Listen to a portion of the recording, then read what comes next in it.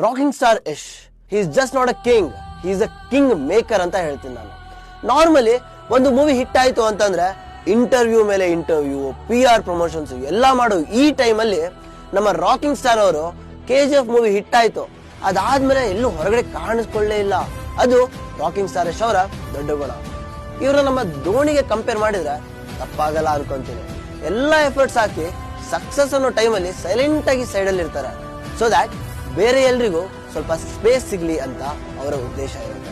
ಅದಕ್ಕೆ ಹೇಳ್ತಾ ಇದೀವಿ, ಈ ಮನುಷ್ಯ ಬರೀ ಒಂದು ಮೂವಿ ಮಾಡಿ ಆಕ್ಟರ್ ಆಗೋಕೆ ಬಂದಿರೋವನಲ್ಲ.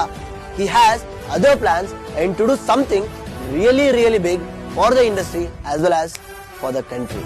ಯಾಕೆ ಅಂದ್ರೆ ಈ ಮನುಷ್ಯನ ಒಂದು ನೇಚರ್ ಅಂದ್ರೆ ಗೆದ್ದಾಗ ಹಿಗ್ಗಲ್ಲ, ಸೋತಾಗ ಕುಗ್ಗಲ್ಲ, ಅಂಡ್ ಏನೇ ಬಂದ್ರು ನೋಡ್ಕೊಳ್ಳೋಣ ಬಿಡೋ, ಫಿಗರ್ ಔಟ್ ಮಾಡೋಣ ಅನ್ನೋ ಅವರ ಆಟಿಟ್ಯೂಡ್ ಅವ್ರನ್ನ ತುಂಬಾ ಮೇಲಕ್ಕೆ ಕರ್ಕೊಂಡು ಹೋಗುತ್ತೆ. ಗ್ಯಾಂಗ್ಸ್ಟರ್, ಮಾನ್ಸ್ಟರ್, KGF ಮೂವಿ ಕೇಳಿರ್ಬೇಕಲ್ವಾ, ಅಲ್ಲಿಂದಾನೇ ತಗೊಂಡಿರೋ ಹೆಸರು ಈ monster minds. Monster minds creations ಅನ್ನೋದು ನಮ್ಮ ರಾಕಿಂಗ್ ಸ್ಟಾರ್ ಯಶ್ ಅವರ ಒಂದು ಹೊಸ ಪ್ರೊಡಕ್ಷನ್ ಹೌದಂದ್ರೆ ತಪ್ಪಾಗಲ್ಲ. ಜೊತೆಗೆ ಅವರೇ ಪ್ರೊಡ್ಯೂಸರ್ ಆಗಿದ್ದಾರೆ ಅಂದ್ಮೇಲೆ ಇನ್ನೂ ಜವಾಬ್ದಾರಿ ಜಾಸ್ತಿ ಆಗತ್ತೆ. ಇಷ್ಟಲ್ಲೇ ನಮ್ಗೆಲ್ಲ ಗೊತ್ತಿರುತ್ತೆ, ಈ ಮನುಷ್ಯ ಬರೀ ಒಬ್ಬ ಆಕ್ಟರ್ ಆಗಕ್ಕೆ ಬಂದವನಲ್ಲ. ಫಾರ್ ಶ್ಯೂರ್ ಅವ್ರ ಮಾತಲ್ಲಿ ಹೇಳ್ಬೇಕಂದ್ರೆ ವರ್ಲ್ಡ್ ಇಸ್ ಮೈ ಟೆರಿಟರಿ ಅನ್ನೋದನ್ನ ಪ್ರೂವ್ ಮಾಡಕ್ಕೆ ನಿಂತಿರೋ ತರ ನನಗನ್ನಿಸ್ತಿದೆ.